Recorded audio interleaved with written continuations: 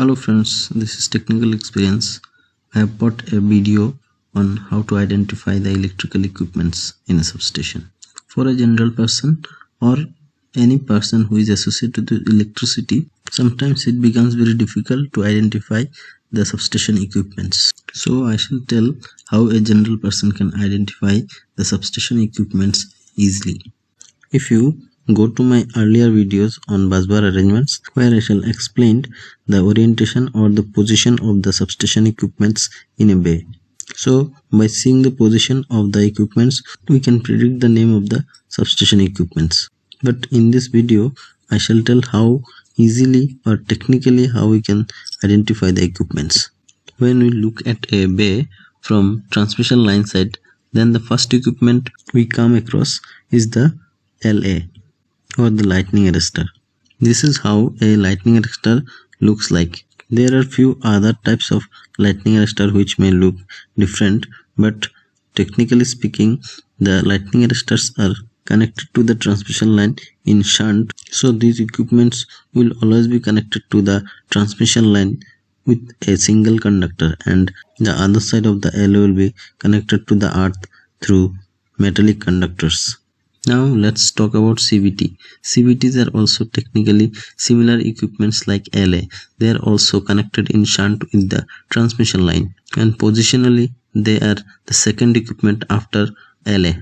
Only one conductor will be coming from the transmission line to connect the CVT with the transmission line. On the secondary side, there will be no conductor connection, only there will be cable connection from the PMU tank of the CVT, which is taken up to the control room for the measurement and the protection purpose. Next equipment after CVT is an wave trap, which is a series equipment and looks like a drum, so it can be easily identified.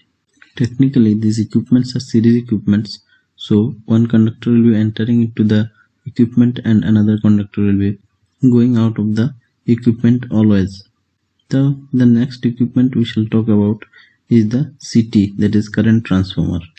In appearance, CTs and CVTs are similar equipments, but CTs are series equipments, so there will always be two conductor connection from CT. One will be entering the CT and one will be exiting from the CT.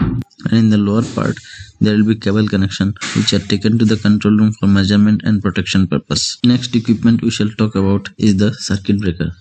They are also series equipments, that means they will be connected to the conductors on either side, but both the conductors will be at different levels which will be separated by insulators. Further, circuit breakers are not static equipments, they are dynamic equipments. They have several operable parts inside their insulator as well as the mechanism box.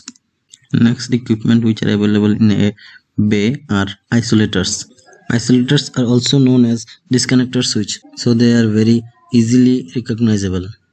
There are various other equipments in the switchyard which also appear same, like transformers and reactors.